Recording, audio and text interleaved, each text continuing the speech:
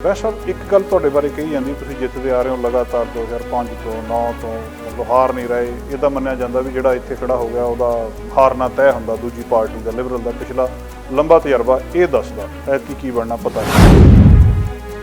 ਲੋਕ ਇੱਕ ਗੱਲ ਕਹਿ ਰਹੇ ਵੀ ਐਮਐਲਏ ਬੜੀ ਦੇਰ ਤੋਂ ਬਣ ਰਹੇ ਪਰ ਨਿਊਟਨ 'ਚ ਕੀਤਾ ਕੁਛ ਨਹੀਂ, ਜਾਂ ਜਿੰਨਾ ਕੁਛ ਕਰਨਾ ਚਾਹੀਦਾ ਸੀ ਉਹਨਾਂ ਨਹੀਂ ਕੀਤਾ। ਇਹਦੇ ਬਾਰੇ ਥੋੜ੍ਹਾ ਜਿਹਾ ਦੱਸੋ ਵੀ ਕੀ ਕੀਤਾ ਇਹਨੇ। ਦੇਖੋ ਜਿਹੜੇ ਕ੍ਰਿਟਿਕਸ ਹੈਗੇ ਆ ਉਹਨਾਂ ਦਾ ਜਿਹੜਾ ਹੈਗਾ ਕ੍ਰਿਟਿਸਿਜ਼ਮ ਸਿਰ ਮੱਥੇ 'ਤੇ, ਕਿਉਂਕਿ ਇਹ ਪੋਜੀਸ਼ਨ ਇਹੋ ਜਿਹੀ ਆ ਕਿ ਤੁਹਾਡੀ ਕ੍ਰਿਟਿਸਿਜ਼ਮ ਹੋਣਾ, ਕੰਮ ਕਰੋ ਤਾਂ ਵੀ ਹੋਣਾ, ਨਹੀਂ ਕਰੋ ਫਿਰ ਤਾਂ ਹੋਣਾ ਹੀ ਹੋਣਾ। ਜੇ ਦੇਖਿਆ ਜਾਵੇ ਤਾਂ ਮੈਂ 12 ਸਾਲ ਆਪੋਜੀਸ਼ਨ 'ਚ ਰਿਹਾ ਪਹਿਲਾਂ ਜੀ, ਔਰ ਉਹਦੇ ਵਿੱਚੋਂ 16 ਸਾਲ ਜਿਹੜੇ ਸੀਗੇ ਡੀਸੀ ਲਿਬਰਲ ਸਰਕਾਰ ਨੇ ਰਾਜ ਕੀਤਾ। ਤੁਸੀਂ ਗਿਣਤੀ ਨਾਲ ਦੇਖ ਲਓ ਕਿ ਸਰੀ ਦੇ ਵਿੱਚ ਕੀ ਕੁਛ ਹੈ ਉਹਨਾਂ 16 ਸਾਲਾਂ ਵਿੱਚ। ਜ਼ਿੰਦਗੀਆਂ ਸਖਾਲੀਆਂ ਬਣਾਉਣ ਵਾਸਤੇ ਹਰ ਇੱਕ ਬੰਦਾ ਜਦੋਂ ਸਾਰਾ ਸਰੀ ਦਾ ਬਾਹਰ ਕੰਮ 'ਤੇ ਜਾਂਦਾ ਸੀਗਾ, ਬ੍ਰਿਜ ਕ੍ਰੋਸ ਕਰਦਾ ਸੀ ਤਾਂ ਉਹਨੂੰ $1600 ਇੱਕ ਸਾਲ ਦਾ ਖਰਚ ਪੈਂਦਾ ਸੀ। ਜੀ, ਇੱਕ ਟਰੱਕਰ ਮੈਨੂੰ ਮਿਲਿਆ, ਉਹ 10 ਟਰੱਕ ਸੀ, ਉਹ ਕਹਿੰਦਾ ਮੈਨੂੰ $40-50 ਹਜ਼ਾਰ ਦਾ ਫਾਇਦਾ ਹੋ ਗਿਆ। ਅਸੀਂ ਕਿਹਾ ਤੋੜ ਖਤਮ ਕਰਾਂਗੇ, ਖਤਮ ਹੋ ਗਿਆ। ਜਦੋਂ ਅਸੀਂ 2017 ਦੇ ਵਿੱਚ ਸਰਕਾਰ ਬਣੀ ਆ, 7000 ਬੱਚਾ ਸਕੂਲਾਂ ਦੇ ਵਿੱਚ ਪੋਰਟੇਬਲ ਵਿੱਚ ਪੜ੍ਹ ਰਿਹਾ ਸੀ।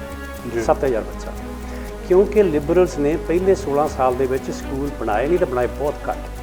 ਪਿਛਲੇ 3 ਸਾਲ ਉਹਨਾਂ ਦੇ ਰਾਜ ਦੇ ਵਿੱਚ ਇੱਕ ਸਕੂਲ ਬਣਿਆ। ਜਦੋਂ ਅਸੀਂ ਆਏ ਆ, ਆਉਂਦਿਆਂ ਨੇ ਅਸੀਂ ਅਨਾਊਂਸਮੈਂਟ ਕਰ ਦਿੱਤੀ ਕਿ ਅਸੀਂ ਜਿਹੜੇ ਆ ਪੋਰਟੇਬਲ ਖਤਮ ਕਰਾਂਗੇ। ਹੁਣ ਤੁਹਾਨੂੰ ਪਤਾ 3 ਸਾਲ ਦੇ ਵਿੱਚ ਸਕੂਲ ਤਾਂ ਬਣ ਨਹੀਂ ਜਾਂਦਾ।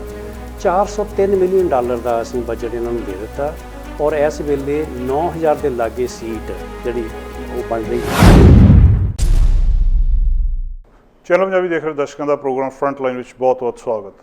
ਦੋਸਤੋ, ਹਾਜ਼ਰ ਅੱਜ ਅਸੀਂ ਇੱਕ ਵਿਸ਼ੇ ਦੇ ਉੱਤੇ ਗੱਲਬਾਤ ਕਰਨ ਲਈ। ਅੱਜ ਅਸੀਂ ਖਾਸ ਤੌਰ 'ਤੇ ਗੱਲਬਾਤ ਕਰਨੀ ਹੈ, ਪਿਛਲੇ ਦਿਨਾਂ ਦੇ ਵਿੱਚ ਅਸੀਂ ਇੱਕ ਡਿਬੇਟ ਸ਼ੁਰੂ ਕੀਤੇ ਆ ਸਰੀ ਦੀਆਂ, ਖਾਸ ਕਰ ਉਹਨਾਂ ਰਾਈਡਿੰਗਸ ਦੇ ਉੱਤੇ ਜਿੱਥੇ ਦੋਵੇਂ ਉਮੀਦਵਾਰ ਪੰਜਾਬੀ ਨੇ। ਸਰੀ ਫਲੀਟਵੁੱਡ ਤੋਂ ਅਸੀਂ ਪਿਛਲੇ ਦਿਨੀ ਗੱਲਬਾਤ ਕੀਤੀ, ਪਿਛਲੇ ਹਫ਼ਤੇ ਸਰਦਾਰ ਜਗਰੂਪ ਸਿੰਘ ਬਰਾੜ ਹੋਣਾ ਦੇ ਨਾਲ ਅਤੇ ਗੈਰੀ ਥਿੰਦ ਹੋਣਾ ਦੇ ਨਾਲ। ਲਿਬਰਲ ਅਤੇ NDP ਦੋ ਪ੍ਰਮੁੱਖ ਪਾਰਟੀਆਂ, ਉਹਨਾਂ ਨੇ ਆਪਸ ਦੇ ਵਿੱਚ ਗੱਲਬਾਤ ਕੀਤੀ। ਉਸੇ ਸਿਲਸਿਲੇ ਨੂੰ ਜਾਰੀ ਰੱਖਦਿਆਂ ਅੱਜ ਅਸੀਂ ਸਰੀ ਨਿਊਟਨ ਦੇ ਉਮੀਦਵਾਰਾਂ ਦੇ ਨਾਲ ਗੱਲਬਾਤ ਕਰਨੀ ਸੀ।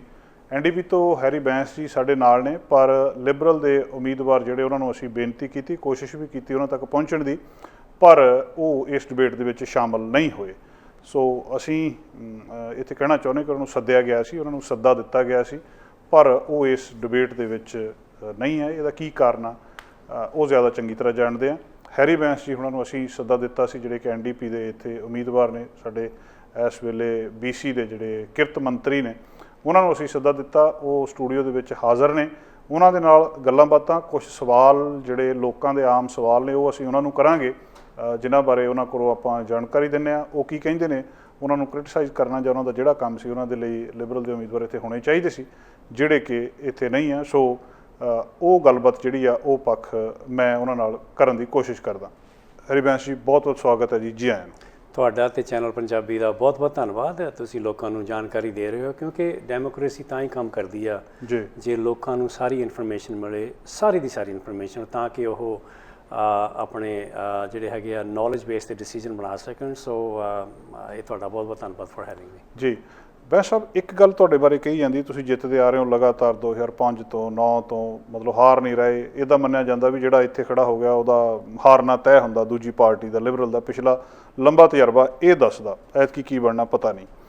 ਲੋਕ ਇੱਕ ਗੱਲ ਕਹਿ ਰਹੇ ਵੀ ਐਮਐਲਏ ਬੜੀ ਦੇਰ ਤੋਂ ਬਣ ਰਹੇ ਪਰ ਨਿਊਟਨ 'ਚ ਕੀਤਾ ਕੁਛ ਨਹੀਂ, ਜਾਂ ਜਿੰਨਾ ਕੁਛ ਕਰਨਾ ਚਾਹੀਦਾ ਸੀ ਉਹਨਾਂ ਨਹੀਂ ਕੀਤਾ। ਇਹਦੇ ਬਾਰੇ ਥੋੜ੍ਹਾ ਜਿਹਾ ਦੱਸੋ ਵੀ ਕੀ ਕੀਤਾ ਇੰਨੇ ਸਮੇਂ 'ਚ। ਦੇਖੋ, ਜਿਹੜੇ ਕ੍ਰਿਟਿਕਸ ਹੈਗੇ ਆ ਉਹਨਾਂ ਦਾ ਜਿਹੜਾ ਹੈਗਾ ਕ੍ਰਿਟਿਸਿਜ਼ਮ ਸਿਰ ਮੱਥੇ 'ਤੇ, ਕਿਉਂਕਿ ਇਹ ਪੋਜੀਸ਼ਨ ਇਹੋ ਜਿਹੀ ਆ ਕਿ ਤੁਹਾਡੀ ਕ੍ਰਿਟਿਸਿਜ਼ਮ ਹੋਣਾ, ਕੰਮ ਕਰੋ ਤਾਂ ਵੀ ਹੋਣਾ, ਨਹੀਂ ਕਰੋ ਫਿਰ ਤਾਂ ਹੋਣਾ ਹੀ ਹੋਣਾ ਨਾ।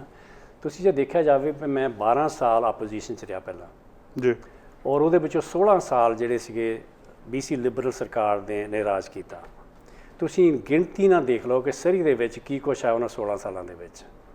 ਫਿਰ ਸਾਡੀ ਸਰਕਾਰ ਬਣੀ, ਉਹਨੂੰ 3 ਸਾਲ ਹੋਏ, ਕੁਛ ਵੱਧ 3 ਸਾਲ ਤੋਂ ਕੀ ਕੁਛ ਹੋਇਆ ਉਹ ਆਪਾਂ ਕੰਪੇਅਰ ਕਰ ਸਕਦੇ ਹਾਂ, ਬਹੁਤ ਛੇਤੀ ਕਰ ਸਕਦੇ ਹਾਂ। ਬਿਲਕੁਲ। ਅਸੀਂ ਵਾਅਦੇ ਕੀਤੇ ਕਿ ਲੋਕਾਂ ਦੀਆਂ ਜ਼ਿੰਦਗੀਆਂ ਨੂੰ ਸੁਖਾਲਾ ਕਰਨਾ ਜੀ, ਤੇ ਸਰਵਿਸਿਜ਼ ਨੂੰ ਇੰਪਰੂਵ ਕਰਨਾ ਜਿਨ੍ਹਾਂ 'ਤੇ ਲੋਕੀ ਡਿਪੈਂਡ ਕਰਦੇ ਆ ਜੀ, ਤੇ ਤੀਸਰਾ ਵਾਅਦਾ ਸੀ ਕਿ ਇਕੋਨਮੀ ਉਹ ਬਣਾਉਣੀ ਆ ਜਿਹਦਾ ਫਾਇਦਾ ਹਰ ਇੱਕ ਬ੍ਰਿਟਿਸ਼ ਕੋਲੰਬੀਆ ਨੂੰ ਹੋਵੇ। ਹੁਣ ਇਕੱਲੇ ਨਾਲ ਆਪਾਂ ਘੋਖ ਸਕਦੇ ਹਾਂ ਕੀ ਕੁਛ ਕੀਤਾ ਆਪਾਂ। ਜੀ, ਜ਼ਿੰਦਗੀਆਂ ਸੁਖਾਲੀਆਂ ਬਣਾਉਣ ਵਾਸਤੇ ਹਰ ਇੱਕ ਬੰਦਾ ਜਦੋਂ ਸਾਡਾ ਸਰੀ ਦਾ ਬਾਹਰ ਕੰਮ ਤੇ ਜਾਂਦਾ ਸੀਗਾ, ਬ੍ਰਿਜ ਕ੍ਰਾਸ ਕਰਦਾ ਸੀ ਤਾਂ ਉਹਨਾਂ ਨੂੰ $1600 ਇੱਕ ਸਾਲ ਦਾ ਖਰਚ ਪੈਂਦਾ ਸੀ ਜੀ। ਇੱਕ ਟਰੱਕਰ ਮੈਨੂੰ ਮਿਲਿਆ, ਉਹ 10 ਟਰੱਕ ਸੀ, ਉਹ ਕਹਿੰਦਾ ਮੈਨੂੰ $40-50,000 ਦਾ ਫਾਇਦਾ ਹੋ ਗਿਆ।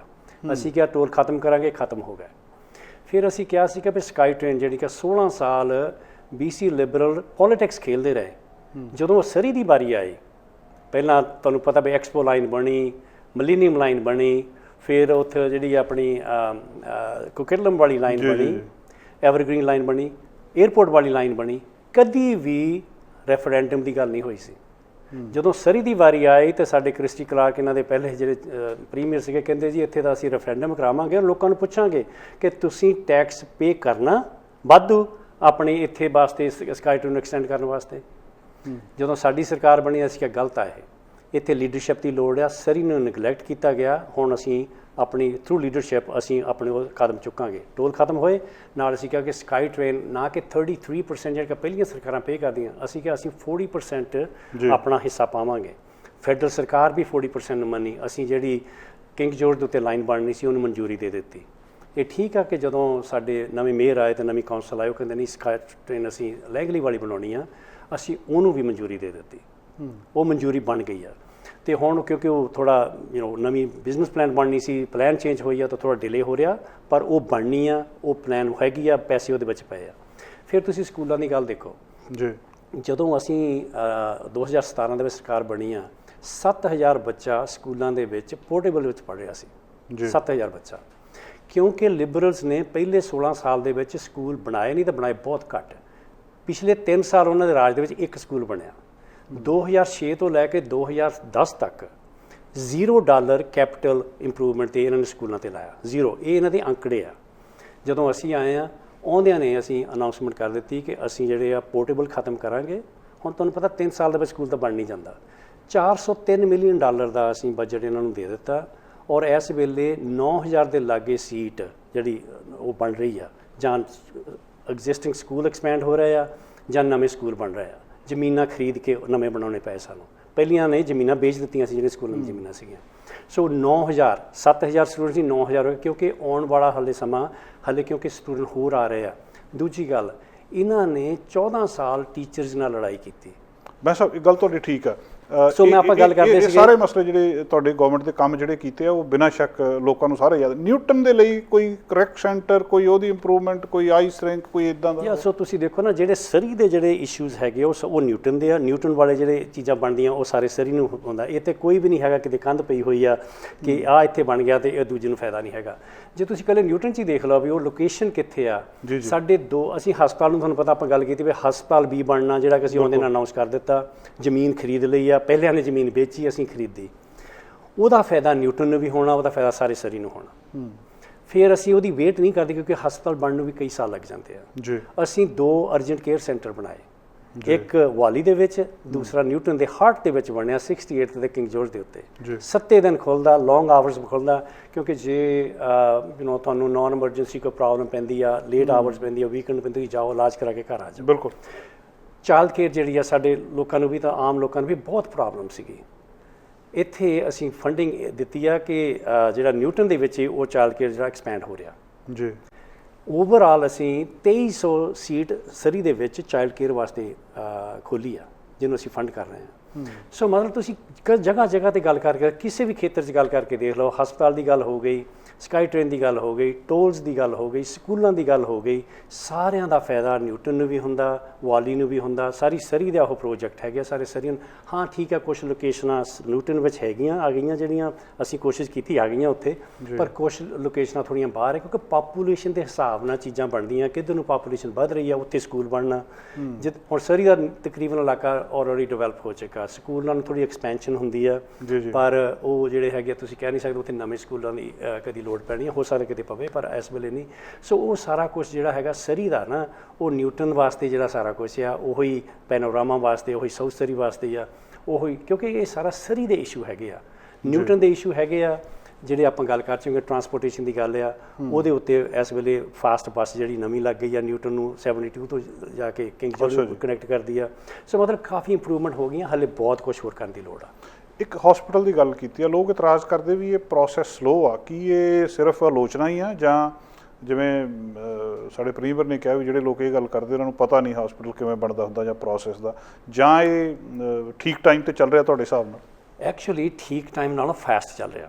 ਅੱਛਾ ਜੀ। ਜੇ ਤੁਸੀਂ ਬਾਕੀ ਹਸਪਤਾਲ ਜਿੰਨੇ ਵੀ ਬਣੇ, ਚਾਹੇ ਉਹ ਲਿਬਰਲ ਦੇ ਦੌਰਾਨ ਬਣੇ ਆ, ਚਾਹੇ ਸਾਡੇ ਦੌਰਾਨ ਬਣੇ ਆ, ਇਸ ਵੇਲੇ ਐਕਚੁਅਲੀ ਦੱਸਾਂ ਵੀ 14 ਹਸਪਤਾਲ BC ਦੇ ਵਿੱਚ ਨਵੇਂ ਬਣ ਰਹੇ ਆ ਜਾਂ ਐਕਸਪੈਂਡ ਹੋ ਰਹੇ ਆ। ਬਹੁਤ ਅੱਛਾ। ਜਿਨ੍ਹਾਂ ਨੂੰ ਇਗਨੋਰ ਕੀਤਾ ਗਿਆ ਪਹਿਲਾਂ 16 ਸਾਲਾਂ ਦੇ ਵਿੱਚ, ਛੋਟੇ ਟਾਊਨਾਂ ਦੇ ਵਿੱਚ, ਵੱਡੇ ਟਾਊਨਾਂ ਦੇ ਵਿੱਚ। ਇਹਦਾ ਪ੍ਰੋਸੈਸ ਆ ਕਿ ਉਹ ਟੈਕਸ ਪੇਅਰਸ ਦੇ ਡਾਲਰ ਆ, ਜ਼ਿੰਮੇਵਾਰੀ ਨਾਲ ਖਰਚਣੇ ਹੁੰਦੇ ਆ। ਪਹਿਲਾਂ ਕਨਸੈਪਟ ਪਲਾਨ ਬਣਦੀ ਆ ਵੀ ਕਿਹੋ ਜਿਹੀ ਚੀਜ਼ ਇਹਦੇ ਵਿੱਚ ਕੀ ਹੋਣਾ ਚਾਹੀਦਾ, ਬਣਨਾ ਕਿੱਦਾਂ ਦਾ ਬਣਨਾ। ਉਹ ਕਨਸੈਪਟ ਪਲਾਨ ਜਿਹੜੀ ਆ ਫਿਰ ਟ੍ਰੈਜਰੀ ਬੋਰਡ ਜਾਂਦੀ ਆ। ਟ੍ਰੈਜਰੀ ਬੋਰਡ ਦੇ ਵਿੱਚ ਰਫ ਨੰਬਰ ਲੱਗ ਜਾਂਦੇ ਵੀ ਕਿੰਨਾ ਕੁ ਬਜਟ ਇਹਦਾ ਹੋਏਗਾ, ਕਿੰਨਾ ਕੁ ਵੱਡਾ ਪ੍ਰੋਜੈਕਟ ਆ। ਉਹ ਪਾਸ ਹੋ ਚੁੱਕਾ। ਉਸ ਤੋਂ ਬਾਅਦ ਫਿਰ ਬਿਜ਼ਨਸ ਪਲਾਨ ਬਣਦੀ ਆ। ਬਿਜ਼ਨਸ ਪਲਾਨ ਜਿਹੜੀ ਆ ਉਹਦੇ ਵਿੱਚ ਫਿਰ ਫਾਈਨਲ ਡਿਟੇਲਸ ਹੁੰਦੀਆਂ, ਕਿੱਡਾ ਹਸਪਤਾਲ ਹੋਣਾ, ਉਹਦੇ ਵਿੱਚ ਕੀ ਕੀ ਚੀਜ਼ਾਂ ਲੱਗਣੀਆਂ, ਕਿਹੜੀਆਂ ਫੈਸਿਲਿਟੀਜ਼ ਹੋਣਗੀਆਂ। ਉਹ ਫਿਰ ਫਾਈਨਲ ਨੰਬਰ ਜਿਹੜੇ ਆ ਉਹ ਫਿਰ ਜਿਹੜੀ ਆ ਆਪਣੇ ਬਜਟ ਆਈਟਮ ਲਾਈਨ ਬਣ ਜਾਂਦੀ ਆ, ਉਹਦੇ 'ਤੇ ਆ ਜਾਣੇ ਆ। ਇੱਦਾਂ ਸਾਰੇ ਹਸਪਤਾਲ ਬਣਦੇ ਆ।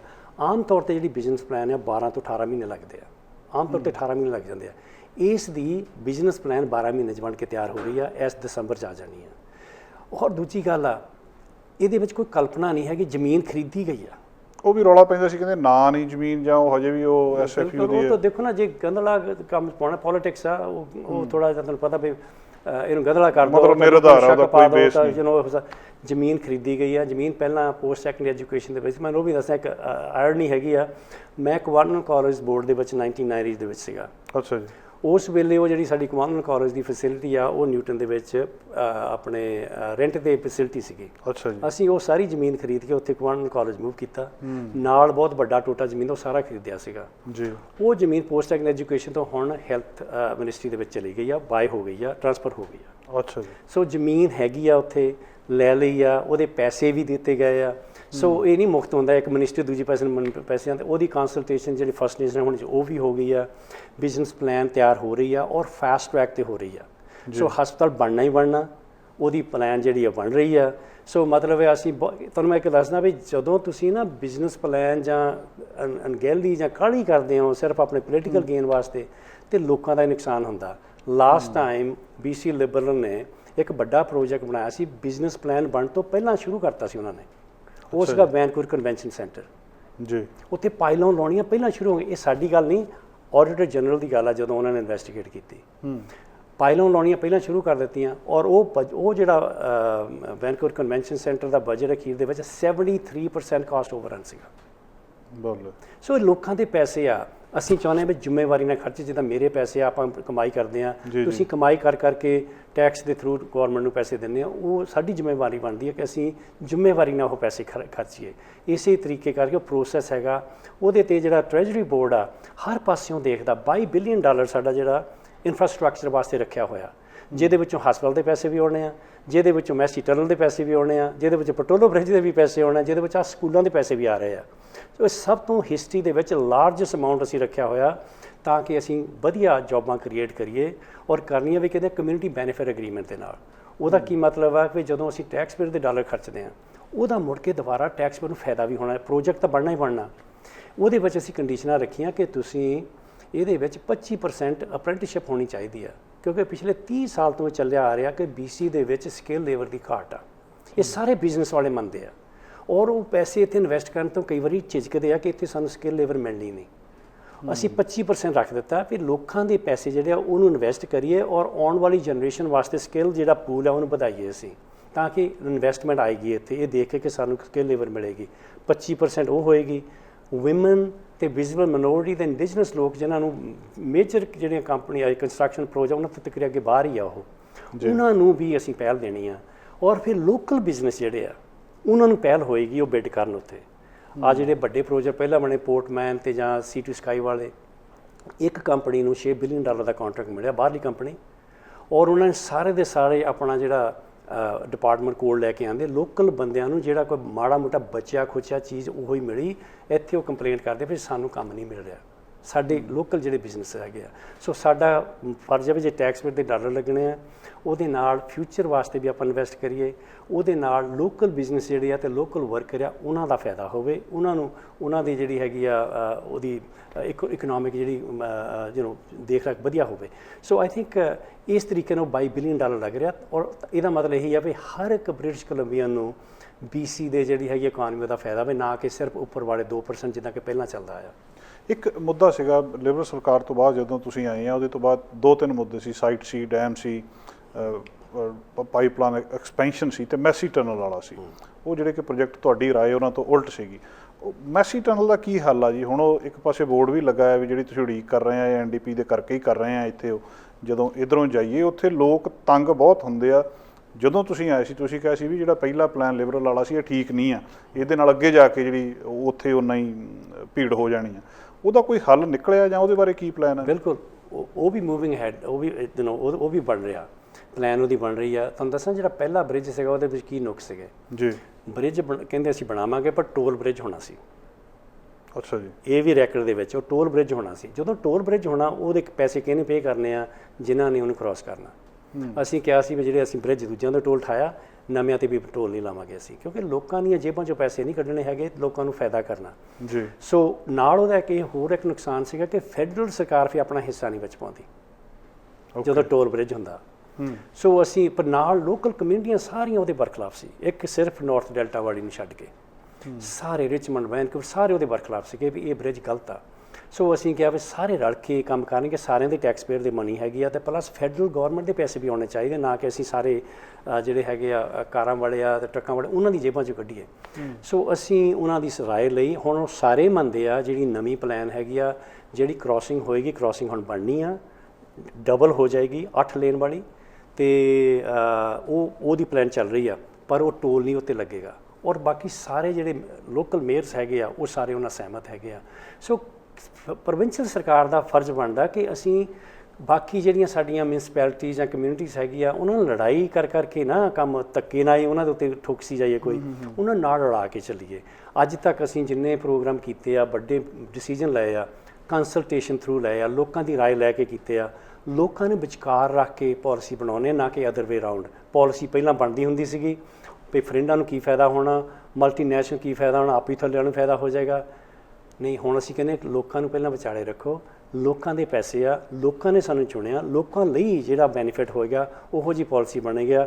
ਇਕਨੋਮਿਕ ਪਾਲਿਸੀ ਵੀ ਇੱਦਾਂ ਬਣੇ ਵੀ ਸਾਰਿਆਂ ਨੂੰ ਫਾਇਦਾ ਹੋਵੇ, ਕੰਪਨੀਆਂ ਨੂੰ ਫਾਇਦਾ ਹੋਵੇ, ਕਿ ਸਾਡਾ ਬਿਜ਼ਨਸ ਇਨਵਾਇਰਨਮੈਂਟ ਇੱਥੇ ਇਹੋ ਜਿਹਾ ਹੋਵੇ, ਉਹ ਇਨਵੈਸਟ ਕਰਨ, ਸਕਿੱਲ ਲੇਬਰ ਮਿਲੇਗੀ ਇੱਥੇ ਜਿਹੜੀ ਕਿ ਆਪਾਂ ਕਰ ਰਹੇ ਹਾਂ, ਅਤੇ ਉਹਨਾਂ ਦੇ ਜਿਹੜੇ ਟੈਕਸ ਵੀ ਕੰਪੈਰੇਟਿਵ ਹੋਣ ਜਿਹੜੇ ਕਿ ਅਸੀਂ ਕਰ ਰਹੇ ਹਾਂ, ਅਤੇ ਨਾਲ ਦੀ ਨਾਲ ਜਿਹੜੇ ਵਰਕਰ ਆ ਉੱਥੇ ਉਹਨਾਂ ਦੀ ਹੈਲਥ ਐਂਡ ਸੇਫਟੀ ਵੀ ਪ੍ਰੋਟੈਕਟ ਹੋਵੇ, ਉਹਨਾਂ ਦੀ ਰਾਈਟ ਵੀ ਪ੍ਰੋਟੈਕਟ ਹੋਣ, ਲੋਕਲ ਕਮਿਊਨਿਟੀਜ਼ ਜਿਹੜੀਆਂ ਹੈਗੀਆਂ ਉਹਨਾਂ ਦਾ ਨੁਕਸਾਨ ਵੀ ਨਾ ਹੋਵੇ।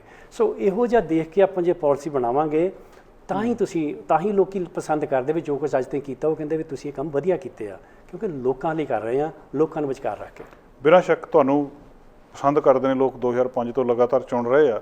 ਬੈਂਸ ਸਾਹਿਬ, ਇਸ ਗੱਲ ਦਾ ਰਾਜ਼ ਦੱਸੋ ਥੋੜ੍ਹਾ ਜਿਹਾ, ਕੀ ਆ? ਤੁਹਾਡਾ ਵਿਰੋਧੀ ਬੰਦਾ ਆਉਂਦਾ, ਹਾਰ ਜਾਂਦਾ, ਫਿਰ ਉਹ ਗਾਇਬ ਹੋ ਜਾਂਦਾ, ਫਿਰ ਅਗਲਾ ਹੁੰਦਾ। ਤੁਸੀਂ 2005 ਤੋਂ ਲੈ ਕੇ ਕੀ ਇਹ ਯੂਨੀਅਨ ਵਾਲਾ ਤਜਰਬਾ ਹੈ? ਉੱਥੇ ਵੀ MLA ਜਿੰਨੀਆਂ ਵੋਟਾਂ ਤਾਂ ਉੱਥੇ ਵੀ ਹੁੰਦੀਆਂ ਜਦੋਂ ਤੁਸੀਂ ਬਣਦੇ ਰਹੇ ਔਰ ਇੱਥੇ ਵੀ ਲੱਗਾ ਲੰਬਾ ਸਮਾਂ ਤੁਸੀਂ ਇੰਨੇ ਜਿਹੜੀ ਇਲੈਕਸ਼ਨ ਲੜ ਰਹੇ ਹੋ ਔਰ ਬੜੀ ਇੰਪੋਰਟੈਂਟ ਸੀਟ ਆ, ਤੁਹਾਡੀਆਂ ਵੋਟਾਂ 10,000 ਤੋਂ ਕਦੇ ਕੁਛ ਵੱਧ ਜਾਂਦੀਆਂ, ਕਦੇ ਥੋੜ੍ਹੀਆਂ ਜਿਹੀਆਂ ਉੱਥੇ ਰਹਿ ਜਾਂਦੀਆਂ। ਕੀ ਉਹ ਪੱਕੇ ਵੋਟਰ ਨੇ ਜਾਂ ਇਹਦਾ ਨੁਕਤਾ ਕੀ ਹੈ ਜੀ ਵਿੱਚ? ਦੇਖੋ, ਮੈਂ ਪਹਿਲਾਂ ਤਾਂ ਬਹੁਤ ਹੰਬਲ ਹਾਂ ਕਿ ਮੈਨੂੰ ਜਦੋਂ ਤੋਂ ਵੀ ਮੈਂ ਪੈਰ ਪੋਲੀਟਿਕਸ ਵਿੱਚ ਰੱਖਿਆ ਬਹੁਤ ਹੀ ਜ਼ਿਆਦਾ ਸਪੋਰਟ ਦਿੱਤੀ, ਮੇਰੇ 'ਚ ਕਾਨਫੀਡੈਂਸ ਸ਼ੋ ਕੀਤਾ ਲੋਕਾਂ ਨੇ, ਔਰ ਮੈਂ ਕੋਸ਼ਿਸ਼ ਕੀਤੀ ਮੈਂ ਉਹਨਾਂ ਨੂੰ ਨਿਰਾਸ਼ ਨਾ ਕਰਾਂ। ਜਿਹੜੇ ਉਹਨਾਂ ਦੇ ਕੰਮ ਆ ਉਹਨਾਂ ਨੂੰ ਸੁਣਾ ਮੈਂ, ਅਤੇ ਜਿਹੜੇ ਹੋ ਸਕਦੇ ਆ ਉਹ ਕਰਾਂ, ਐਟਲੀਸਟ ਜਿਹੜੇ ਨਹੀਂ ਹੋ ਸਕਦੇ ਕੋਸ਼ਿਸ਼ ਜ਼ਰੂਰ ਕਰਾਂ। ਨਹੀਂ ਹੋ ਸਕਦੇ ਫਿਰ ਉਹਨਾਂ ਨੂੰ ਵਾਪਸ ਦੱਸਦੇ ਵੀ ਇਹ ਚੀਜ਼ ਨਹੀਂ ਹੋ ਸਕਦੀ ਕਿਉਂਕਿ ਇਹਨਾਂ ਕਾਰਨਾਂ ਕਰਕੇ ਨਹੀਂ ਹੋ ਸਕਦੀ।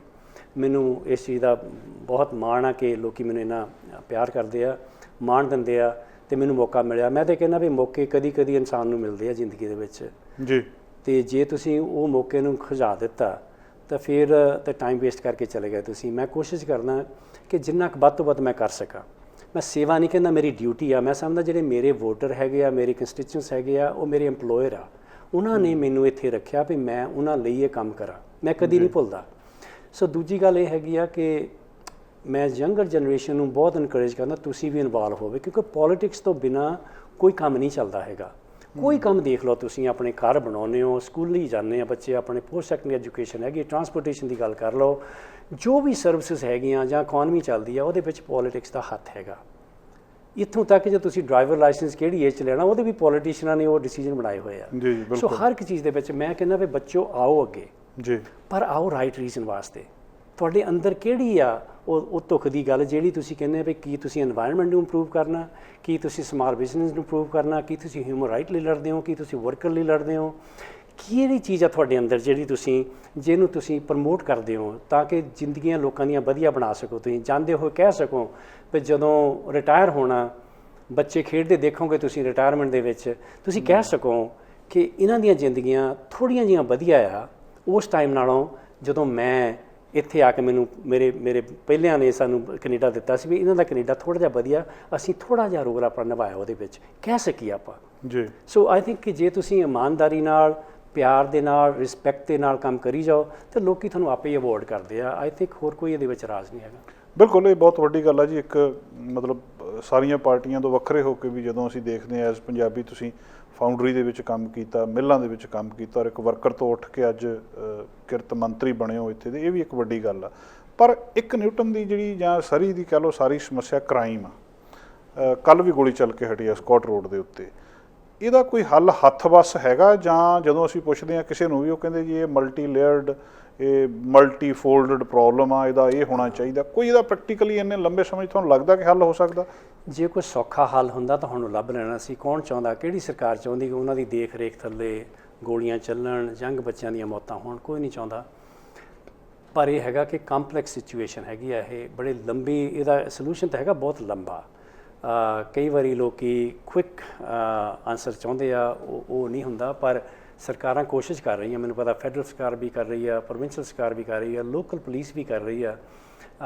ਅਸੀਂ ਜਿਹਨੂੰ ਪ੍ਰੀਵੈਂਸ਼ਨ 'ਤੇ ਜ਼ੋਰ ਕਾਫੀ ਦਿੱਤਾ। ਮੈਨੂੰ ਯਾਦ ਆ ਜਦੋਂ ਮੈਂ ਆਪੋਜੀਸ਼ਨ ਸੀਗਾ ਅਤੇ ਆਪਣੇ ਰੌਬ ਰਾਏ ਹੁਣੀ ਹੈਗੇ ਸਕੂਲਾਂ ਦੇ ਵਿੱਚ ਕੰਮ ਕਰਦੇ, ਉਹਨਾਂ ਨੇ ਰੈਪ ਅਰਾਊਂਡ ਪ੍ਰੋਗਰਾਮ ਚਲਾਇਆ ਸੀਗਾ।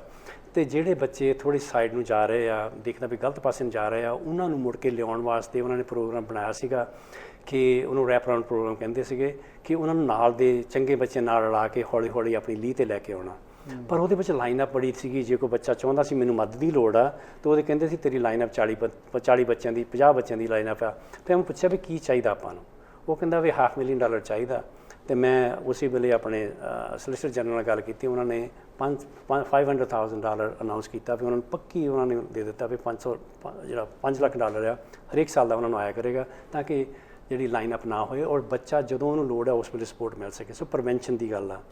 ਫਿਰ ਇਨਫੋਰਸਮੈਂਟ ਦੀ ਗੱਲ ਆ। ਪੁਲਿਸ ਦੇ ਕੋਲ ਇਨਫ ਪਾਵਰਸ, ਇਨਫ ਰਿਸੋਰਸਿਸ ਚਾਹੀਦੇ ਆ, ਅਤੇ ਉਹ ਵੀ ਅਸੀਂ ਕੋਸ਼ਿਸ਼ ਕੀਤੀ ਆ। ਫਿਰ ਜਿਹੜੇ ਹੈਗੇ ਆ ਪ੍ਰੀਵੈਂਸ਼ਨ ਦੇ ਵਿੱਚ ਇਹ ਵੀ ਆ ਜਾਂਦੇ ਗਨ ਅਤੇ ਜਿਹੜੀ ਹੈਗੀ ਗੈਂਗ ਵਾਇਲੈਂਸ ਆ, ਉਹਦਾ ਇੱਕ ਟਾਸਕ ਫੋਰਸ ਬਣਾਇਆ ਸੀਗਾ। ਉਹਦੀਆਂ ਜਿੰਨੀਆਂ ਰੈਕਮੈਂਡੇਸ਼ਨ ਆਈਆਂ ਉਹ ਸਾਰੀਆਂ ਅਸੀਂ ਮਨਜ਼ੂਰ ਕਰ ਲਈਆਂ।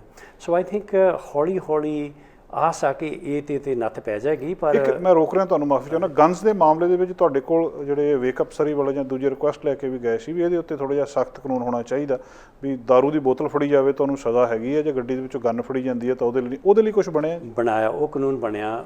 ਕਿਉਂਕਿ ਵੀ ਜੇ ਗਨ ਬਣਦੀ ਆ ਤਾਂ ਉਹਦੀ ਕਾਰ ਵੀ ਕਨਫਿਸਕੇਟ ਹੋ ਜਾਂਦੀ ਆ। ਜੇ ਕਿਸੇ ਕਾਰ ਦੇ ਕਾਫੀ ਚੇਂਜਸ ਆਈਆਂ, ਪਰ ਸਾਰਾ ਕੁਛ ਇਨਫ ਨਹੀਂ ਹੈਗਾ। ਹਾਲੇ ਵੀ ਗਨ, ਤੁਹਾਨੂੰ ਪਤਾ ਹੀ ਆ, ਗਨ ਸਮਗਲ ਵੀ ਹੋ ਰਹੀਆਂ, ਆਪਾਂ ਨੂੰ ਪਤਾ ਬਾਰਡਰ ਦੇ ਉੱਤੋਂ ਇਹ ਵੀ ਰਿਪੋਰਟਸ ਆਉਂਦੀਆਂ।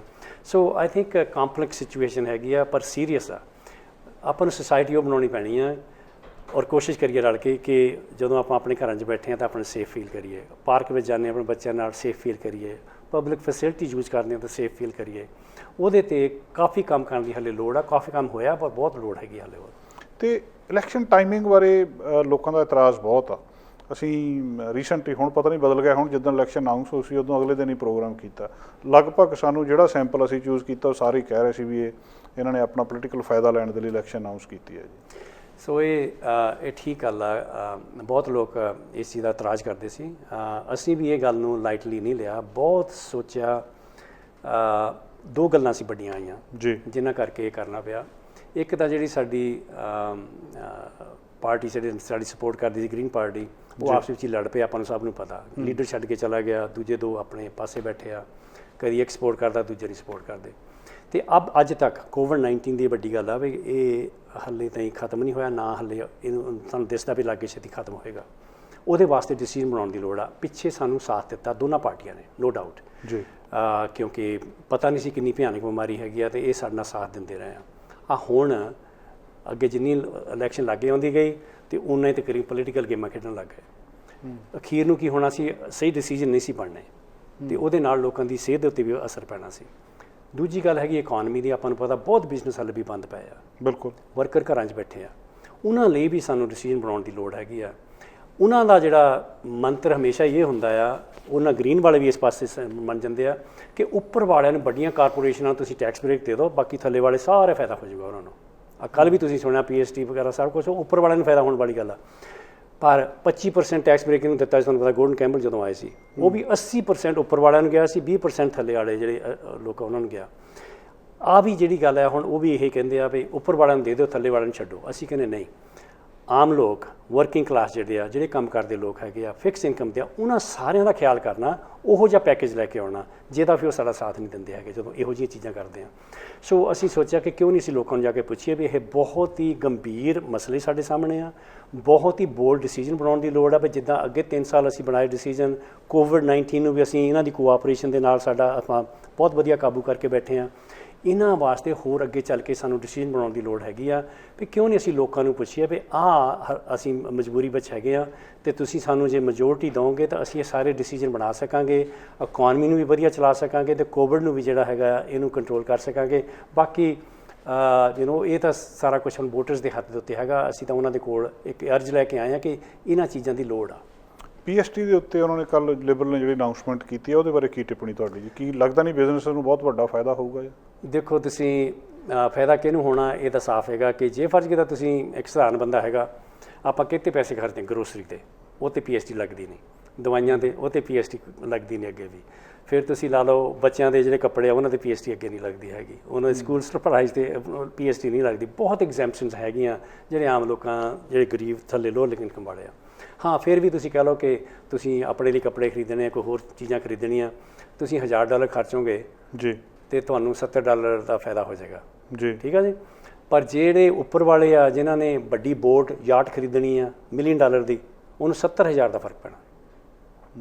ਸੋ ਤਕਰੀਬਨ ਇਹ ਜੋ ਕੁਛ ਵੀ ਕਹਿੰਦੇ ਨਾ ਟੈਕਸ ਬ੍ਰੇਕ ਦੀ ਗੱਲ ਜਦੋਂ ਕਰਦੇ ਆ, ਟੈਕਸ ਬ੍ਰੇਕ ਮਿਲਣਾ ਸਿਰਫ ਜਿਹੜੇ ਉੱਪਰ ਵਾਲੇ 5 ਜਾਂ 10% ਨੂੰ, ਮੈਜੋਰਟੀ 80% ਟੈਕਸ ਜਿਹੜਾ ਉਹਨਾਂ ਕੋਲ ਜਾਣਾ।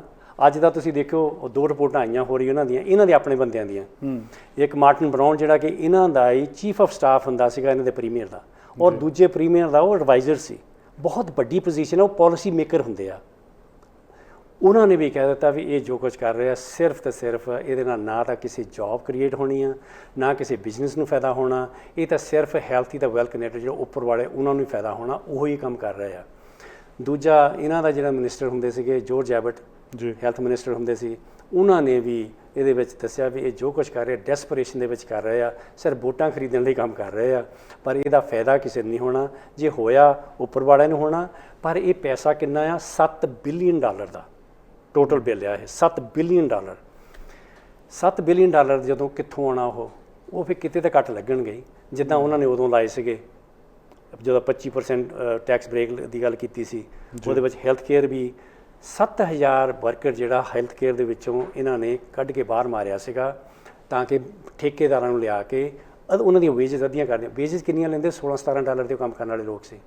ਉਹਨਾਂ ਨੂੰ ਮਿਨੀਮਮ ਵੇਜ 'ਤੇ ਦੁਬਾਰਾ ਹਾਇਰ ਕਈ ਹੋਏ, ਕਈਆਂ ਨਹੀਂ ਹੋਇਆ। ਪਰ ਫਾਇਦਾ ਕਿਹਨੂੰ? ਇਹਨਾਂ ਦੇ ਜਿਹੜੇ ਇੰਟਰਨੈਸ਼ਨਲ ਠੇਕੇਦਾਰ ਆਏ, ਉਹਨਾਂ ਨੇ ਕਲੀਨਿੰਗ ਦਾ ਅਤੇ ਬਾਕੀ ਜਿਹੜੀ ਸਰਵਿਸਿਜ਼ ਦਾ ਉਹਨਾਂ ਦਾ ਲਾਂਡਰੀ ਦਾ ਉਹਨਾਂ ਨੂੰ ਠੇਕੇ ਦੇ ਦਿੱਤੇ। ਇੱਦਾਂ ਇਹਨਾਂ ਨੇ ਉਹ ਪੈਸੇ ਪੂਰੇ ਕਰਨੇ ਆ। ਹੁਣ ਇੱਕ ਤਾਂ ਉਹਨਾਂ ਨੇ ਇਹ ਵੀ ਸ਼ੱਕ ਕੀਤੀ ਆ, ਜਿਹੜਾ ਮਾਰਟਨ ਬਰਾਊਨ ਇਹਨਾਂ ਦਾ ਬੰਦਾ, ਉਹ ਕਹਿੰਦਾ ਇਹ HSD ਵੀ ਲਿਆ ਸਕਦੇ ਆ। ਪੈਸੇ ਤਾਂ ਆਉਣੇ ਹੀ ਆ ਕਿਸੇ ਪਾਸਿਓਂ। $7 ਬਿਲੀਅਨ ਕੋਈ ਥੋੜ੍ਹਾ ਜਿਹਾ ਨਹੀਂ ਪੈਸੇ ਦੀ ਗੱਲ ਹੈਗੀ। ਅਸੀਂ MSP ਖਤਮ ਕੀਤਾ, ਬਹੁਤ ਵੱਡਾ ਬਿੱਲ ਸੀ $2.8 ਬਿਲੀਅਨ ਦਾ ਜੀ। ਇਹ ਕਹਿੰਦੇ ਅਸੀਂ ਉਹ ਟੈਕਸ ਵੀ ਖਤਮ ਕਰ ਦੇਣਾ ਜਿਹੜੇ ਵੱਡੇ ਕਾਰਪੋਰੇਸ਼ਨ ਉਹਨਾਂ ਦਾ $3 ਬਿਲੀਅਨ ਦਾ ਉਹ ਟੈਕਸ ਆ, ਉਹ ਸਾਰਾ ਖਤਮ ਕਰ ਦੇਣਾ ਕਹਿੰਦੇ। ਫਿਰ ਜਿਹੜੇ ਹੈਗੇ ਆ ਹੋਰ ਟੈਕਸ ਬ੍ਰੇਕ ਦੀ ਵੀ ਗੱਲ ਕਰ ਰਹੇ ਵੀ ਉਹ ਵੀ ਸਾਰੇ ਉੱਪਰ ਵਾਲਿਆਂ ਨੂੰ ਜਾਣਾ। ਸੋ ਗੱਲ ਹੈ ਕਿ ਇਹ ਚਾਹੁੰਦੇ ਆ ਕਿ ਟੈਕਸ ਬ੍ਰੇਕ ਸਾਰੇ ਉੱਪਰ ਵਾਲੇ ਇਹਨਾਂ ਦੇ ਫਰੈਂਡ ਤੇ ਵੈਲ ਕਨੈਕਟਡ ਆ, ਉਹਨਾਂ ਨੂੰ ਟੈਕਸ ਬ੍ਰੇਕ ਮਿਲੇ। ਇਹਨਾਂ ਦੀ ਥਿਊਰੀ ਆ ਵੀ ਥੱਲੇ ਵਾਲਿਆਂ ਨੂੰ ਆਪੇ ਹੀ ਫਾਇਦਾ ਹੋ ਜਾਣਾ। ਇਹ ਗਲਤ ਹੈ, ਨਾ ਪ੍ਰੂਫ ਹੈ। ਆਪਾਂ ਯੂਨਾਈਟਿਡ ਸਟੇਟਸ ਦੇਖ ਲਿਆ, ਉੱਥੇ ਵੀ 2008-9 ਦੇ ਵਿੱਚ ਕਿੱਦਾਂ ਸਾਰਾ ਇਕਨੋਮੀ ਸਾਰੀ ਖਤਮ ਹੋ ਗਈ। ਇੱਥੇ ਵੀ ਦੇਖ ਚੁੱਕਿਆ, ਉਹ ਥਿਊਰੀ ਚੱਲਦੀ ਨਹੀਂ ਹੈਗੀ। ਜਿਹੜੀ ਥਿਊਰੀ ਚੱਲਦੀ ਆ ਉਹ ਆਪਾਂ ਦੇਖ ਲਈ ਆ ਪਿਛਲੇ 3 ਸਾਲ ਦੇ ਵਿੱਚ। ਇਹ ਕਹਿੰਦੇ ਸੀ ਵੀ NDP ਆ ਜਾਣੀ ਤਾਂ ਸਰਕਾਰ ਇੱਥੇ ਜੌਬਾਂ ਖਤਮ ਹੋ ਜਾਣੀਆਂ, ਬਿਜ਼ਨਸ ਬੰਦ ਹੋ ਜਾਣੇ, ਇਕਨੋਮੀ ਡਿੱਗ ਜਾਣੀ ਆ। ਤੁਸੀਂ ਦੇਖੋ 3 ਸਾਲ ਦੇ ਵਿੱਚ ਸਭ ਤੋਂ ਬੈਸਟ ਇਕਨੋਮੀ ਕੈਨੇਡਾ ਵਿੱਚ ਰਹੀ ਆ, ਸਭ ਤੋਂ ਲੋਐਸਟ ਅਨਪਲਾਇਮੈਂਟ ਰਿਹਾ। ਇਸ ਵੇਲੇ ਵੀ ਕੋਈ ਸਟੈਟ ਹੈਗੀ ਇਹਦੀ official? ਹਾਂਜੀ ਬਿਲਕੁਲ ਹੈਗੀ ਆ। ਉਹ ਤਾਂ ਉੱਤੇ ਤੁਸੀਂ ਆਪਣੇ ਸਟੈਟ ਕੈਨੇਡਾ ਕੋਲ ਚਲੇ ਜਾਓ, ਸਭ ਦੱਸ ਦਿੰਦਾ ਉਹਦੇ ਵਿੱਚ। ਅੱਜ ਵੀ ਜਿਹੜੀ ਇਕਨੋਮੀ ਸਾਡੀ ਆ ਜਿਹੜੇ ਟੌਪ 2% ਦੇ ਵਿੱਚ ਆ ਜਾਂਦੀ ਆ, ਜਿਹੜੀ ਇਸ ਵੇਲੇ ਵੀ ਆ। ਮਤਲਬ ਆ ਕਿ ਅਸੀਂ ਕਿਉਂਕਿ ਲੋਕਾਂ ਨੂੰ ਔਰ ਚੰਗੇ ਪਾਲਿਸੀ ਬਣਾ ਕੇ ਰੱਖਣਾ ਚਾਹੁੰਦੇ ਹਾਂ, ਔਰ ਜੇ ਸਾਰਾ ਕੁਛ ਟੋਲ ਖਤਮ ਕੀਤਾ, MSP ਪ੍ਰੀਮੀਅਮ ਖਤਮ ਕੀਤਾ, ਚਾਈਲਡ ਕੇਅਰ ਆ ਜਿਹੜਾ ਉਹਦੇ ਉੱਤੇ ਅਸੀਂ ਤਕਰੀਬਨ $153 ਮਿਲੀਅਨ ਲਾ ਦਿੱਤੇ। ਮਿਨੀਮਮ ਵੇਜਸ ਵਧਿਆ, ਬਹੁਤ ਵੱਡਾ ਮਿਨੀਮਮ ਕੰਮ ਵੇਜ। ਇਹ ਸਾਰਾ ਕੁਝ ਕਰਨ ਦੇ ਬਾਵਜੂਦ ਵੀ ਅਸੀਂ ਬੈਲੈਂਸ ਬਜਟ ਕਰਦੇ ਰਹੇ ਹਾਂ। ਨਾਲ ਦੀ ਨਾਲ ਹਾਈਐਸਟ ਰੇਟਿੰਗ ਆਪਾਂ ਨੂੰ ਮਿਲਦੀ ਰਹੀ ਹੈ ਵਰਲਡ ਦੇ ਵਿੱਚ। ਸੋ ਮਤਲਬ ਹੈ ਇਕਨੋਮੀ ਚੱਲ ਸਕਦੀ ਆ ਵਧੀਆ ਤਰੀਕੇ ਦੇ ਨਾਲ। ਤੁਸੀਂ ਜਿਹੜੇ ਹੈਗੇ ਆ ਸਰਵਿਸਿਜ਼ ਲੋਕਾਂ ਦੀ ਉਹ ਵੀ ਇੰਪਰੂਵ ਕਰ ਸਕਦੇ ਹੋ, ਤੁਸੀਂ ਇਕਨੋਮੀ ਵਧੀਆ ਚਲਾ ਸਕਦੇ, ਬੈਲੈਂਸ ਬਜਟ ਵੀ ਕਰ ਸਕਦੇ ਹੋ। ਕੋਵਿਡ ਤੋਂ ਪਹਿਲਾਂ ਇਦਾਂ ਹੀ ਹੋਇਆ, ਸਭ ਤੋਂ ਘੱਟ ਅਨਪਲਾਇਮੈਂਟ ਰਿਹਾ ਸਾਡੇ ਸੂਬੇ ਕੈਨੇਡਾ ਦੇ ਵਿੱਚੋਂ। ਸੋ ਮਤਲਬ ਹੈ ਤੁਸੀਂ ਸਭ ਕੁਝ ਕਰ ਸਕਦੇ ਆ ਜੇ ਤੁਹਾਡਾ ਜਿਹੜੇ ਖਿਆਲ ਸਹੀ ਹੋਣ। ਪੋਰਟੇਬਲ ਬਾਰੇ ਸਾਨੂੰ ਥੋੜ੍ਹਾ ਜਿਹਾ ਸਪਸ਼ਟ ਕਰੋ ਜੀ। ਲੋਕ ਮਤਲਬ ਜਦੋਂ ਅਸੀਂ ਤੁਹਾਡੇ ਕੋਲ ਪਹਿਲਾਂ ਆਉਂਦੇ ਸੀ 2015 ਦੇ ਨੇੜੇ, ਜੋ ਕ੍ਰਿਸ਼ੀ ਕਲਾਰਕ ਸੀਗੇ, ਤੁਸੀਂ ਬਹੁਤ ਵੱਡੀ ਸਮੱਸਿਆ ਦੱਸਦੇ ਸੀ ਪੋਰਟੇਬਲਸ ਦੀ ਹੈਗੀ ਆ। ਫਿਰ 3 ਸਾਲ ਹੋ ਗਏ, ਦੱਸ ਰਹੇ ਆ ਕਿ ਪੋਰਟੇਬਲਸ ਹੋਰ ਵਧੀ ਜਾਂਦੇ ਆ। ਇਹ ਲੋਕ ਕਨਫਿਊਜ਼ ਨੇ। ਤੁਹਾਡਾ ਲੌਜਿਕ ਇਹ ਹੈ ਕਿ 16 ਸਾਲ ਹੋ ਰਹੇ ਆ, 3 ਸਾਲਾਂ 'ਚ ਤਾਂ ਖਤਮ ਹੋਣਾ ਨਹੀਂ। ਲੋਕ ਕਹਿ ਰਹੇ ਵੀ ਲੋਕਾਂ ਨੂੰ ਕਿੱਦਾਂ ਆਸ ਹੋਵੇ ਵੀ ਆਉਣ ਵਾਲੇ ਸਮੇਂ ਦੇ ਵਿੱਚ ਇੰਪਰੂਵ ਜਾਂ ਕਿੱਥੇ ਕੁ ਹੋ ਸਕਦੇ ਆ, ਜਾਂ ਇਹ ਸਮੱਸਿਆ ਹੀ ਐਡੀ ਵੱਡੀ ਹੋ ਗਈ ਆ, ਪਾਪੂਲੇਸ਼ਨ ਹੀ ਇੰਨੀ ਹੋ ਗਈ ਆ ਵੀ ਇਹ ਪ੍ਰੈਕਟੀਕਲੀ ਹੈ ਹੀ ਨਹੀਂ? ਹੋ ਸਕਦੇ ਆ। ਪ੍ਰੋਬਲਮ ਦੋ ਆਈਆਂ, ਇੱਕ ਤਾਂ ਇਹਨਾਂ ਨੇ ਬਣਾਇਆ ਕੁਛ ਨਹੀਂ, ਦੂਜੀ ਜਦੋਂ ਟੀਚਰਾਂ ਨਾਲ ਲੜਾਈ ਕਰ ਰਹੇ ਸੀ, ਜਦੋਂ ਸੁਪਰੀਮ ਕੋਰਟ 'ਚ ਗਏ ਤਾਂ ਸੁਪਰੀਮ ਕੋਰਟ ਦਾ ਫੈਸਲਾ ਸੀ ਵੀ ਜੋ ਕੁਛ 2002 ਦੇ ਵਿੱਚ ਸੀਗਾ ਨਾ, ਉੱਦਾਂ ਦਾ ਹੀ ਹਾਲਾਤ ਦੁਬਾਰਾ ਜਾ ਕੇ ਪੈਦਾ ਕਰੋ। ਅੱਛਾ ਜੀ। ਉਹਦੇ ਲਈ ਫਿਰ ਕਲਾਸਰੂਮ ਹੋਰ ਛੋਟੇ ਕੀਤੇ। ਉਹਦੇ ਨਾਲ ਕੀ ਹੋਇਆ, ਹੋਰ ਕਲਾਸਰੂਮ ਚਾਹੀਦੇ ਆ, ਇਹਦਾ ਮਤਲਬ ਹੋਰ ਪੋਰਟੇਬਲ ਦੀ ਲੋੜ ਪੈਣੀ ਸੀ। ਉਹਦੇ ਨਾਲ ਹੋਰ ਲੋੜ ਪੜ ਗਈ, ਪੋਰਟੇਬਲ ਵੱਧ ਗਏ। ਪਰ ਇਸ ਵੇਲੇ 9000 ਸੀਟਾਂ ਜਿਹੜੀਆਂ ਉਹ ਨਵੀਆਂ ਬਣ ਰਹੀਆਂ। 7000 ਬੱਚਾ ਸੀਗਾ ਪੋਰਟੇਬਲ ਦੇ ਵਿੱਚ, ਹੁਣ 9000 ਸੀਟਾਂ ਬਣ ਰਹੀਆਂ। ਪਰ ਅਸੀਂ ਇਹ ਨਹੀਂ ਦੇਖਦੇ ਵੀ ਉਹ ਪਿਛਲਾ ਤੱਕ ਪੂਰਾ ਹੋ ਜਾਏਗਾ, ਕਿਉਂਕਿ ਉਹਦੇ ਨਾਲ ਕਹਿੰਦੇ ਵੀ 400 ਜਿਹੜਾ ਪੋਰਟੇਬਲ ਉਹ ਖਤਮ ਹੋ ਜਾਣਾ। ਪਰ ਹਰੇਕ ਮਹੀਨੇ ਇੱਥੇ 1000 ਬੰਦਾ ਸਾਡਾ ਆਉਂਦਾ। ਹਾਂਜੀ, ਸੋ ਉਹ ਬੱਚੇ ਵੀ ਨਾਲ ਆਉਂਦੇ ਆ। ਅਸੀਂ ਗਾਂਹ ਵਾਸਤੇ ਵੀ ਉਹਨਾਂ ਨੂੰ ਇਹ ਸੋਚ ਕੇ ਨਵਾਂ ਹੁਣ ਫੰਡਿੰਗ ਜਿਹੜੀ ਤਿਆਰੀ ਕਰਾਂਗੇ ਤਾਂ ਕਿ ਆਉਣ ਵਾਲੇ ਅਸੀਂ ਇਹਨਾਂ ਤੋਂ ਅੱਗੇ ਰਹੀਏ, ਨਾ ਕਿ ਪਿੱਛੇ ਦੌੜੀਏ। ਤਾਂ ਕਿ ਅਸੀਂ ਪਲੈਨਿੰਗ ਪ੍ਰੋਪਰ ਕਰੀਏ ਸਿਟੀ ਨਾਲ ਰਲ ਕੇ, ਤਾਂ ਸਕੂਲ ਬੋਰਡ ਨਾਲ ਰਲ ਕੇ, ਵੀ ਕਿੱਥੇ ਪਾਪੂਲੇਸ਼ਨ ਵੱਧ ਰਹੀ ਆ, ਕਿੱਥੇ ਸਕੂਲ ਦੀ ਲੋੜ ਆ, ਉੱਥੇ ਲੈਂਡ ਖਰੀਦੀ ਜਾਵੇ ਪਹਿਲਾਂ। ਔਰ ਸਿਟੀ ਹਾਲ ਨਾਲ ਅਸੀਂ ਚੱਲਦੇ। ਐਕਚੁਅਲੀ ਸਿਟੀ ਹਾਲ ਦਾ ਵੀ ਮੈਂ ਧੰਨਵਾਦ ਕਰਨਾ ਚਾਹੁੰਦਾ ਕਿ ਉਹਨਾਂ ਨੇ ਵੀ ਸਾਡੇ ਕਈ ਪ੍ਰੋਜੈਕਟ ਫਾਸਟ ਟਰੈਕ ਕੀਤੇ। ਅੱਛਾ ਜੀ। ਜਿਹੜਾ ਪ੍ਰੋਸੈਸ ਜਿਹੜਾ ਹੁੰਦਾ ਨਾ ਕੰਸਟਰਕਸ਼ਨ ਦਾ, ਮਨਜ਼ੂਰੀਆਂ ਦਾ, ਪਰਮਿਟਾਂ ਦਾ, ਉਹਨਾਂ ਨੇ ਫਾਸਟ ਟਰੈਕ ਕੀਤਾ ਤਾਂ ਕਿ ਸਕੂਲ ਛੇਤੀ ਬਣ ਜਾਣ। 25 ਸਕੂਲ ਇਸ ਵੇਲੇ ਜਾਂ ਐਕਸਪੈਂਡ ਹੋਏ ਆ ਜਾਂ ਨਵੇਂ ਬਣ ਰਹੇ ਆ। ਸੋ ਉਹਦੇ ਨਾਲ 9000 ਜਿਹੜਾ ਬੱਚਾ ਆ ਉਹਨਾਂ ਨੂੰ ਰੀਅਲ ਕਲਾਸਰੂਮ ਮਿਲ ਜਾਣੇ ਆ। ਸੋ ਆਈ ਥਿੰਕ ਕੰਮ ਹੋ ਰਿਹਾ, ਕਿਉਂਕਿ ਤੁਹਾਨੂੰ ਪਤਾ ਘਰ ਬਣਾਉਣਾ ਹੋਵੇ ਤਾਂ ਸਾਲ 1.5 ਸਾਲ ਲੱਗ ਜਾਂਦਾ। ਇੱਥੇ ਤਾਂ ਸਾਨੂੰ ਜ਼ਮੀਨਾਂ ਵੀ ਖਰੀਦਣੀਆਂ ਪਈਆਂ ਸਕੂਲਾਂ ਲਈ, ਫਿਰ ਪਰਮਿਟਿੰਗ ਪ੍ਰੋਸੈਸ ਦੇ ਥਰੂ ਜਾ ਕੇ ਕੰਸਟਰਕਸ਼ਨ ਹੋਣੀ ਆ। 3 ਸਾਲ ਦੇ ਵਿੱਚ ਸਾਰਾ ਕੁਝ ਨਹੀਂ ਹੁੰਦਾ। ਸੋ ਉਹ ਆਉਣ ਵਾਲੇ ਤੁਸੀਂ ਦੇਖੋ 1-2 ਸਾਲਾਂ ਦੇ ਵਿੱਚ ਸਾਰੇ ਬੱਚੇ ਤਕਰੀਬਨ ਆ ਜਿਹੜੇ ਅੱਜ ਬੈਠੇ ਆ ਉਹਨਾਂ ਨੂੰ ਪੋਰਟੇਬਲ 'ਚੋਂ ਨਿਕਲ ਕੇ ਰੀਅਲ ਕਲਾਸਰੂਮ ਵਿੱਚ ਚਲੇ ਜਾਣਾ। ਔਰ ਆਉਣ ਵਾਲੇ ਸਮੇਂ ਵਿੱਚ ਵੀ ਸਾਡੀ ਕਮਿਟਮੈਂਟ ਹੈ ਕਿ ਅਸੀਂ ਪੋਰਟੇਬਲਾਂ ਨੂੰ ਜਿਹੜਾ ਤਕਰੀਬਨ ਖਤਮ ਕਰਕੇ ਰੀਅਲ ਕਲਾਸਰੂਮ ਦੇ ਬੱਚਾ ਜਾਵੇ ਤਾਂ ਕਿ ਵਰਲਡ ਕਲਾਸ ਐਜੂਕੇਸ਼ਨ ਦੇ ਸਕੀਏ, ਟੀਚਰ ਨੂੰ ਸਪੋਰਟ ਦਈਏ। ਉਹ ਸਾਰਾ ਕੁਛ ਜਿਹੜਾ ਆ ਆਲਰੇਡੀ ਸ਼ੁਰੂ ਆ ਔਰ ਚੱਲ ਰਿਹਾ। ਔਰ ਤੁਸੀਂ ਇਹਨਾਂ ਦੇ ਸਕੂਲ ਬੋਰਡ ਦੇ ਚੇਅਰ ਨੂੰ ਪੁੱਛ ਕੇ ਦੇਖੋ, ਇਹਨਾਂ ਨੂੰ ਪੁੱਛ ਕੇ ਦੇਖੋ, ਉਹ ਗੱਲ ਇਸ ਨੂੰ ਮੰਨਦੇ ਆ। ਪਹਿਲੀ ਵਾਰੀ ਹੋਇਆ, ਕਹਿੰਦੇ ਵੀ ਸਾਨੂੰ ਹੁਣ ਕੋਈ ਆਸ ਦਿਸ ਰਹੀ ਆ ਵੀ ਪੋਰਟੇਬਲ ਖਤਮ ਹੋ ਜਾਣਗੇ। ਜੀ ਬਿਲਕੁਲ, ਲੋਕ ਇਸ ਗੱਲ ਦੀ ਆਸ ਕਰਦੇ ਆ ਕਿ ਘੱਟੋ ਘੱਟ ਜੇ ਜਿਹੜਾ ਖਤਮ ਹੋਣ ਨੂੰ ਟਾਈਮ ਲੱਗਣਾ ਉਹ ਤਾਂ ਲੱਗਣਾ ਕਿ ਪ੍ਰੋਸੈਸ ਇੱਕ ਪੋਜ਼ੀਟਿਵ ਪਾਸੇ ਨੂੰ ਜਾਵੇ, ਕਿ ਕਿਸੇ ਵੇਲੇ ਖਤਮ ਹੋਣ ਦੀ ਇਹਦੀ ਆਸ ਵੱਝੇ। ਕੁਛ ਇੰਡਸਟਰੀਜ਼ ਜਿਹੜੀਆਂ ਬੜੀਆਂ ਨਾਰਾਜ਼ ਨੇ ਤੁਹਾਡੇ ਨਾਲ ਜੀ, ਪਤਾ ਨਹੀਂ ਜਿਨ੍ਹਾਂ ਨੂੰ ਅਸੀਂ ਇੰਟਰਵਿਊ ਕੀਤਾ ਉਹ ਨਾਰਾਜ਼ ਨੇ ਜਾਂ ਸਾਰੇ ਟੈਕਸੀ ਵਾਲੇ ਬੜਾ ਲੰਬਾ ਸਮਾਂ ਨਾਰਾਜ਼ ਰਹੇ ਤੁਹਾਡੇ ਨਾਲ, ਖਾਸ ਕਰਕੇ ਕਹਿੰਦੇ ਵੀ ਸਾਨੂੰ ਬੜਾ ਮਾਣ ਸੀ ਇਹਨਾਂ 'ਤੇ, ਸਾਡੀ ਸੁਣੀ ਨਹੀਂ। ਹਾਲਾਂ ਵਾਲੇ ਜਿਹੜੇ ਆ ਪਿਛਲੇ ਦਿਨਾਂ ਦੇ ਵਿੱਚ ਜਿਹੜਾ ਸਾਡਾ ਫੈਸਲਾ ਸੀ ਉਹਦੇ ਉਲਟ ਹੋ ਗਏ। ਟਰੱਕਿੰਗ ਵਾਲੇ ਕੁਛ ਨਾਰਾਜ਼ ਨੇ। ਇਹ ਨਾਰਾਜ਼ਗੀ ਕਿਉਂ ਪੈਦਾ ਹੋਈ ਜੀ? ਇਹ ਹੈਗੀ ਆ ਜਾਂ ਵੈਸੇ ਹੀ ਦਿਸ ਰਹੀ ਹੈ? ਨਹੀਂ, ਦੇਖੋ ਇਸ਼ੂਜ਼ ਹੈਗੇ ਆ, ਨੋ ਡਾਊਟ। ਟੈਕਸੀਜ਼ ਇੰਡਸਟਰੀ ਨਾਲ ਅਸੀਂ ਪਿਛਲੇ ਇਲੈਕਸ਼ਨ ਤੋਂ ਪਹਿਲਾਂ ਗੱਲ ਕੀਤੀ ਅਤੇ ਉਹਨਾਂ ਨੇ ਵੀ ਮੰਨਿਆ, ਅਸੀਂ ਵੀ ਮੰਨਿਆ ਕਿ ਰਾਈਡ ਹੇਲਿੰਗ ਤਾਂ ਆਉਣੀ ਆ। ਜੀ ਹਾਂ, ਉਹ ਵੀ ਮੰਨਦੇ, ਜੇ ਲਿਬਰਲ ਹੁੰਦੀ ਉਹ ਕਹਿੰਦੇ ਫਿਰ ਵੀ ਆਉਣੀ। ਰਾਈਡ ਹੇਲਿੰਗ ਆਉਣੀ ਆ, ਪਰ ਸਾਡਾ ਇਹ ਵਾਅਦਾ ਸੀ ਕਿ ਜਿਹੜੀਆਂ ਤੁਹਾਡੀਆਂ ਜੌਬਸ ਹੈਗੀਆਂ ਪ੍ਰੋਟੈਕਟ ਕਰਨਾ ਸਾਡਾ ਫਰਜ਼ ਬਣਦਾ, ਉਹ ਕਰਾਂਗੇ। ਉਹਦੇ ਵਾਸਤੇ ਕੀ ਚਾਹੁੰਦੇ ਸੀ ਵੀ ਲੈਵਲ ਪਲੇਇੰਗ ਫੀਲਡ ਹੋਵੇ, ਬਿਲਕੁਲ ਉਹ ਅਸੀਂ ਕਰਨ ਦੀ ਕੋਸ਼ਿਸ਼ ਕੀਤੀ, ਤਕਰੀਬਨ ਕਿਸੇ ਹੱਦ ਤੱਕ ਹੋ ਵੀ ਗਿਆ। ਜਿਸ ਤਰ੍ਹਾਂ ਉਹਨੇ ਕਿਹਾ ਸੀ ਵੀ ਕਲਾਸ 4 ਲਾਇਸੈਂਸ ਚਾਹੀਦਾ, ਉਹ ਅਸੀਂ ਲਾਗੂ ਕਰਵਾਇਆ।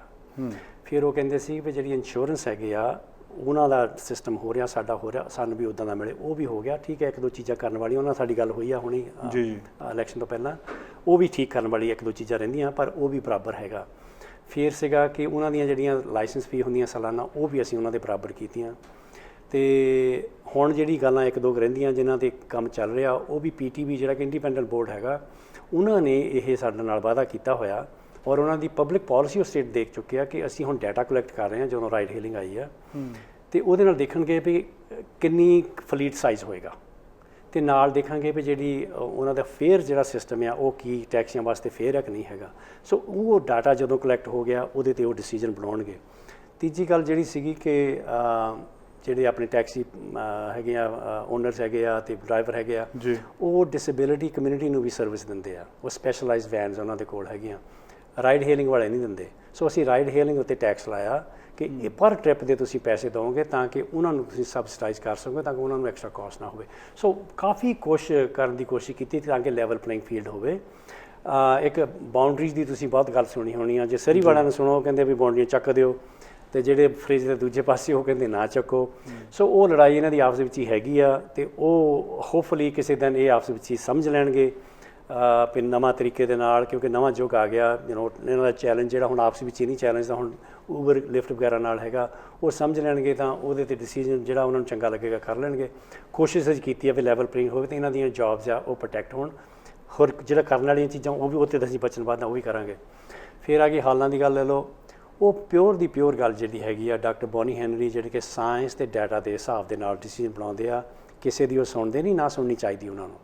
ਨਾ ਸਾਡੀ ਇਹੋ ਜਿਹੀ ਕਦੀ ਇੱਛਾ ਹੋਈ ਆ ਮਿਨਿਸਟਰ ਆਫ ਹੈਲਥ ਦੀ ਜਾਂ ਪ੍ਰੀਮੀਅਰ ਦੀ ਕਿ ਉਹਨਾਂ ਨੂੰ ਅਸੀਂ ਇੰਡੀਪੈਂਡੈਂਟ ਕੰਮ ਨਾ ਕਰਨ ਦੀ ਜਾਂ ਦਖਲਅੰਦਾਜ਼ੀ ਕਰੀਏ, ਉਹ ਬਿਲਕੁਲ ਗਲਤ ਹੋਏਗਾ। ਤਾਂ ਹੀ ਅਸੀਂ ਤਕਰੀਬਨ ਦੇਖੋ ਦੁਨੀਆ ਵਿੱਚ ਨਿਗਾਹ ਮਾਰ ਕੇ ਦੇਖੋ, ਅਸੀਂ ਕੋਵਿਡ ਨੂੰ ਕੰਟਰੋਲ ਕਰਨ ਵਿੱਚ ਕਾਫੀ ਹੱਦ ਤੱਕ ਬਾਕੀਆਂ ਨਾਲੋਂ ਵਧੀਆ ਹੈਗੇ ਹਾਂ।